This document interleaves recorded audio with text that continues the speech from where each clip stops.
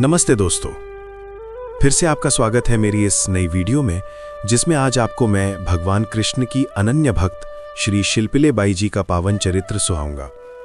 और मैं अपनी सभी वीडियोस की तरह इस वीडियो में भी आप लोगों से यही कहूंगा कि अगर वीडियो को एंड तक देखना होगा तो ही रुकिएगा, अन्यथा आप स्किप कर दीजिए, क्योंकि इस वीडियो से आप भी भगवान में अटूट विश्वास करने लगेंगे। आशा करता हूं कि जैसे आपको हमारे पहले सुनाए गए भक्त चरित्र अत्यधिक पसंद आए, वैसे ही आपको ये भक्त चरित्र भी अत्यधिक प्रिय लगेगा। और अगर आपको ये भक्त चरित्र की सीरीज पसंद आए तो कमेंट ज़रूर कीजिएगा, जिससे कि हमें भी मोटिवेशन मिलता है दोस्तों। और आपका एक सब्सक्राइब किया हुआ हमें ऐसे और वीडियोज़ बनाने की प्रेरणा देता है। तो वीडियो अच्छा लगे तो चैनल को सब्सक्राइब भी अवश्य कीजिएगा दोस्तों। तो चलिए शुरू करते हैं।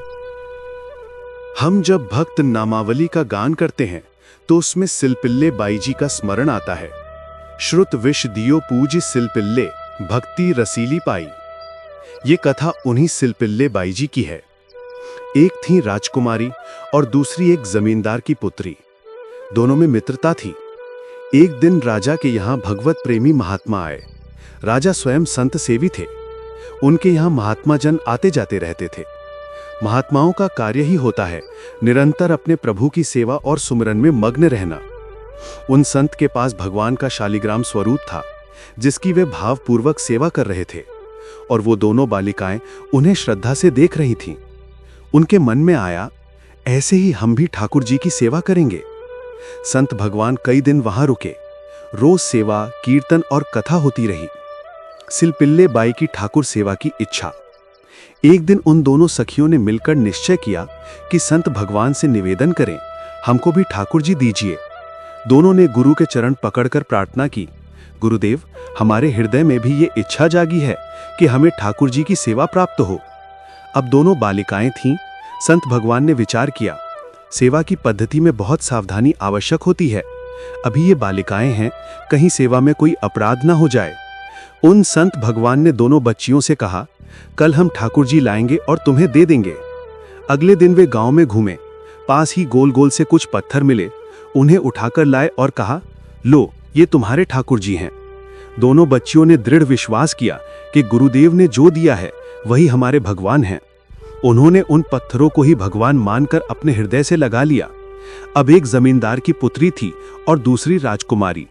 उन्होंने स्वर्ण के सिंहासन बनवाए और अपने ठाकुर जी को उस पर विराजमान किया। गुरुदेव ने उनके ठाकुर जी का नाम रखा सिलपिल्ले ठाकुर। दोनों बालिकाएं सिंहासन पर ठाकुर जी को स्थापित कर उनकी आराधना करती रहीं। प्रभु के प्रति उनका भाव निरंतर बढ़ता गया और ठाकुर जी का नाम जब उनके जीवन का अंग बन गया। गुरु प्रदत्त ठाकुर से विशेष चमत्कार प्रकट होते हैं यदि उनकी सेवा गुरु द्वारा बताए गए नियमों के अनुसार की जाए। सिलपिल्ले बाई का विवाह। जब वे सखियां बड़ी हुईं तो उनके विवाह की चर्चा होने लगी। सिलपिल्ले बाई अर्थात राजकुमारी का विवाह एक राजकुमार से तय हुआ और विवाह संपन्न हो गया। जब उन्होंने अपने माता पिता से विदाई ली तो अपने ठाकुर जी को, जो सिंहासन में विराजमान थे, एक सुंदर पेटी में रखकर अपनी गोद में ले गईं। उनका हृदय भीतर ही भीतर जल रहा था। हे प्रभु, मैंने तो आपको ही अपना प्रीतम माना है। संसार के व्यवहार में ये व्यक्ति मेरा कहलाता है, परंतु मेरे हृदय के प्रियतम तो आप ही हैं। दो प्रीतम कैसे हो सकते हैं? मैंने तो आपको ही समर्पण किया है। इन्हीं विचारों में डूबी हुई वो बड़ी उदासी के साथ विदा हो रही थीं। वे पालकी में बैठी थीं। उनके साथ राज सैनिक चल रहे थे और राजकुमार आगे आगे घोड़े पर था। राजकुमार बार बार पालकी के समीप आता यह देखने के लिए कि उनकी नवविवाहिता राजकुमारी कैसी हैं, लेकिन हर बार उन्हें उदास देखता। यह देखकर उसके मन में ग्लानि होने लगी। आखिर ऐसा क्या है जो ये मुझसे बात तक नहीं कर रही? वो बार बार अपनी पेटारी खोलती और ठाकुर जी के दर्शन करती। नाम जप और सेवा के प्रभाव से अब वो सिल अर्थात पत्थर सिर्फ पत्थर नहीं रह गया था, उन्हें उसमें श्याम सुंदर भगवान की झांकी दिखने लगी थी। जब भी वे अपने सिलपिल्ले ठाकुर जी को देखती, उन्हें ललित त्रिभंगी श्री श्याम सुंदर की मनोहर मूर्ति दिखाई देती। उनका हृदय ठाकुर जी से अत्यंत आसक्त हो गया था। संपूर्ण प्रीति, संपूर्ण समर्पण। सिलपिल्ले ठाकुर को नदी में फेंक दिया गया। अब राजकुमार समझा कि सिलपिल्ले बाई और उसके बीच में जो भी दूरी है, उसका कारण वही पेटारी है जो राजकुमारी की गोद में रखी है। उसने कुछ दासियों को बुलाया और कहा, इन्हें बातों में उलझाओ और वो पेटारी मुझे लाकर दो।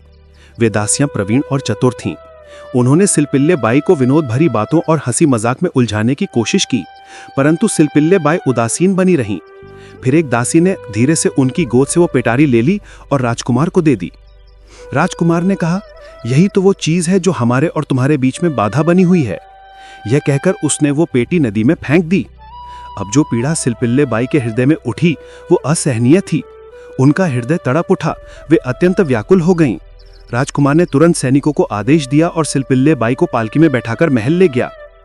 महल पहुंचकर सिलपिल्ले बाई बोली, यदि मेरे ठाकुर जी नहीं तो मैं भी नहीं। मैं आज से अन्न जल का त्याग करती हूँ। यदि ठाकुर जी मेरे समीप नहीं होंगे तो मैं अपने प्राण त्याग दूंगी। आज से एक बूंद पानी भी नहीं लूंगी। कैसे लूं? मैंने तो हर निवाला अपने ठाकुर जी को भोग लगाकर ही ग्रहण किया है, और अब मेरे ठाकुर जी को नदी में फेंक दिया गया है। यह मेरे लिए असहनीय है। अब राजकुमार भयभीत हो गया। पूरा महल इस विषाद से भर गया कि यदि नवीन राजकुमारी ने प्राण त्याग दिए तो लोक समाज क्या कहेगा। सब यही कहेंगे कि नई राजकुमारी ससुराल गई और वहीं के लोगों ने ऐसा निर्दय व्यवहार किया कि उसने प्राण ही त्याग दिए। राजकुमार ग्लानि से भर गया। वो सिलपिल्ले बाई के सामने घुटनों पर आ गया और बोला, मैं आपको दुखी नहीं करना चाहता था, लेकिन मैं आपको छोड़ भी नहीं सकता। कृपया आप ही कोई उपाय बताइए जिससे आप मुस्कुरागे, प्रसन्न हो जाएं। सिलपिल्ले बाई ने शांत किंतु दृढ़ स्वर में कहा, हम अपने ठाकुर जी के बिना जीवित नहीं रह सकते। यदि आप हमें जीवित देखना चाहते हैं तो हमारे ठाकुर जी को वापस लाकर दीजिए। अब ठाकुर जी तो नदी में फेंक दिए गए थे, वे कैसे वापस आ सकते थे। फिर भी राजकुमार अपने पारिवारिक जनों के साथ उस नदी के तट पर गया। वहां पहुंचकर उसने सिलपिल्ले बाई से कहा, तुम्हें ठाकुर जी से जितना प्रेम है, यदि सच में वैसा ही प्रेम ठाकुर जी को भी तुमसे है तो मुझे उसका प्रमाण दो। यदि वो प्रेम सच्चा है और तुम मुझे उसका प्रमाण दिखा दो तो मैं जीवन भर तुम्हारी आज्ञा में रहूंगा। सिलपिल्ले बाई ने शांत स्वर में कहा, अच्छा, तो तुम यह देखना चाहती हो कि मेरे ठाकुर जी मुझसे कितना प्रेम करते हैं। उसने अपने दोनों हाथ आकाश की ओर फैलाए और आर्त भाव से पुकार उठी, हे गोविंद, अब आपके बिना मैं जीवित नहीं रह सकती। यदि आप सचमुच मेरे प्रीतम हैं तो प्रकट होकर मुझे अपने दर्शन दीजिए। उसकी यह प्रार्थना हृदय की गहराई से निकली थी। उसके शब्दों में समर्पण था, वेदना थी और प्रगाढ़ प्रेम था। और तभी नदी के जल से एक दिव्य प्रकाश प्रकट हुआ। उस प्रकाश में सिंहासन सहित सिलपिल्ले ठाकुर जी प्रकट हुए और आकाश मार्ग से उड़ते हुए सीधे सिलपिल्ले बाई की छाती से आकर चिपक गए। यह चमत्कारिक दृश्य देखकर सारा परिवार, राजकुमार और वहां उपस्थित सभी लोग स्तब्ध रह गए। राजकुमार की आंखों से आंसू बहने लगे। वो सिलपिल्ले बाई के चरणों में झुक गया और बोला, अब मुझे सब समझ आ गया। मैं जीवन भर आपकी आज्ञा में रहूंगा। जैसा आप कहेंगी वैसा ही करूंगा। मैंने आज सच्चा प्रेम और सच्चे प्रभु को देखा है। इस कहानी से हमारे लिए सीख, गुरुवाणी और गुरु द्वारा प्रदत्त उपासना पद्धति पर श्रद्धा और निष्ठा से चलने पर निश्चित रूप से सिद्धि प्राप्त होती है।